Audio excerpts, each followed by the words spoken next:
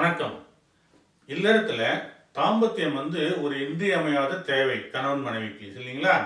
அதே நேரத்துல ஆண்கள் எத்தனை எத்தனை நாட்களுக்கு ஒரு முறை விந்துவை போகம் செய்து வெளியிட்டால் அவர்களுக்கு தேகமும் ஆரோக்கியமாக இருக்கும், இல்லறமும் ஆரோக்கியமாக இருக்கும்.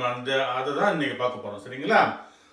மூணு விஷயங்கள். ஒன்று சித்தர் தேரையர் சொன்ன நோயணுகா விதியிலிருந்து அவர் என்ன சொல்றாரு, எத்தனை நாளைக்கு ஒரு முறை போகம் இருக்கணும்னு சொல்றாரு, அதை பார்க்க போறோம். இரண்டாவது, அருட்பெரும் ஜோதியான ஆண்டவர் வள்ளல் பெருமான் அவர் எத்தனை நாளைக்கு ஒரு முறை போகம் இருந்தா நல்லதுன்னு சொல்றாருன்றத பார்க்க போறோம். மூன்றாவதாக, சீன தாவோ சிஸ்டத்துல பல முறைகள் இருக்கு. அதுல தேர்ந்தெடுத்து 2 முறைகள் அவங்க இந்த தாம்பத்தியத்துல எத்தனை நாளைக்கு ஒரு முறை விந்து வெளியிடலாம் அப்படின்னு சொல்லியிருக்காங்கன்றத பார்க்க போறோம். சரிங்களா?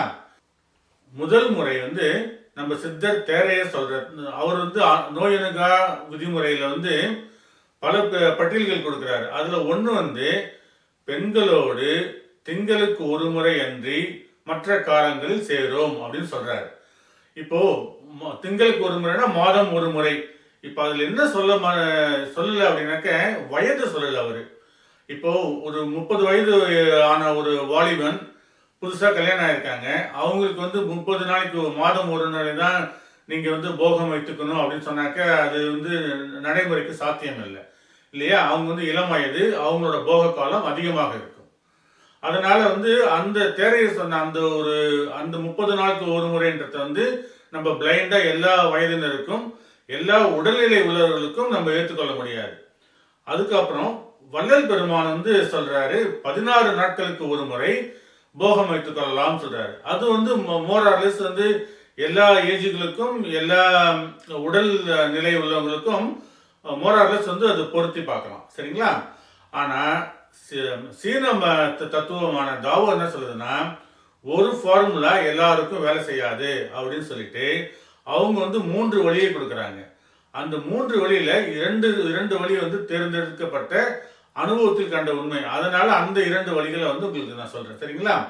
முதல் வழி அவங்க ஒரு ஃபார்முலா கொடுத்துட்றாங்க.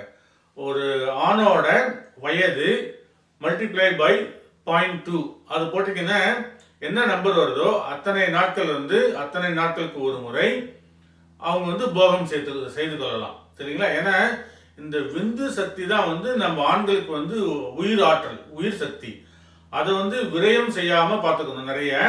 அதே நேரத்துல இல்லறத்தில் இருக்கும்போது இல்லற இன்பத்தையும் கணவன் மனைவி தூக்க வேண்டும். இது இரண்டுமே பேலன்ஸ் பண்ணணும். உடல்நிலையும் பார்த்துக்கணும், இன்பமும் பார்த்துக்கணும், குடும்ப நலமும் பார்த்துக்கணும். சரிங்களா? அதனால தாவோ சேஷத்தை சொல்றது அது முதல் வழி.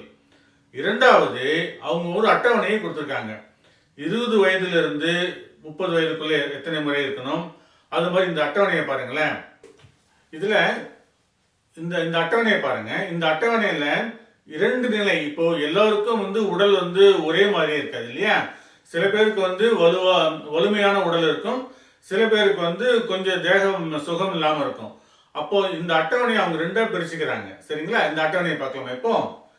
இப்போ 20லிருந்து 29 வயதான ஆண்மகன் வலுவான உடல்நிலையில இருந்தால் தினமும் 2 முறை போகம் வைத்துக் கொள்ளலாம்.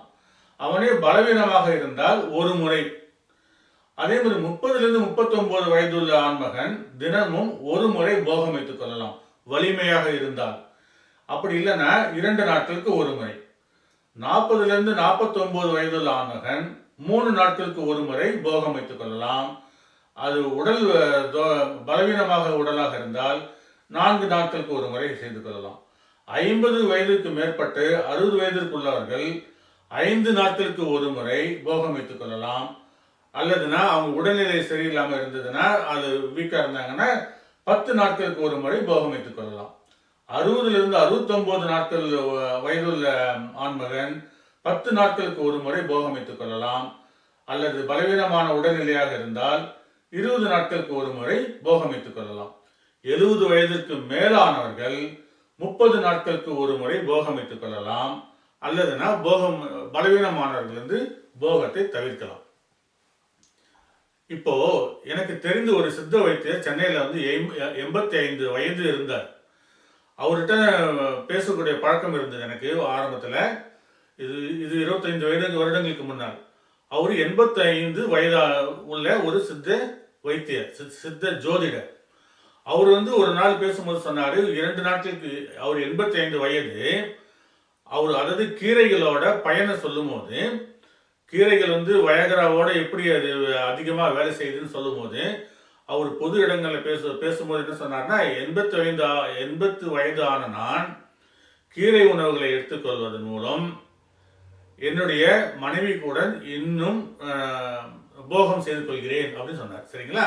அப்போ வயது வந்து வயது வயது வந்து ஒரு பொருட்டு அல்ல. ஆனா அந்த உடல் எந்த அளவுக்கு நீங்க உடலை வந்து ஆரோக்கியமாக வைத்துக் கொள்கிறீர்களோ, அதே மாதிரி ஆசை எந்த அளவுக்கு உங்களுக்கு இருக்கிறதோ கணவன் மனைவி இருவருக்கும், அதுக்கு தகுந்த மாதிரி வந்து நீங்க போகம் வைத்துக் கொள்ளலாம், உடல்நிலையை கெடுத்துக் கொள்ளாமல். சரிங்களா? ஸோ இந்த ஃபார்முலா இப்போ நம்ம தேரையர் சித்தர் சொன்னதை மாதத்துக்கு ஒரு முறை என்பது பிளைண்டா இளைஞர்களுக்கும் முதியோர்களுக்கும் நம்ம அப்ளை பண்ண முடியாது.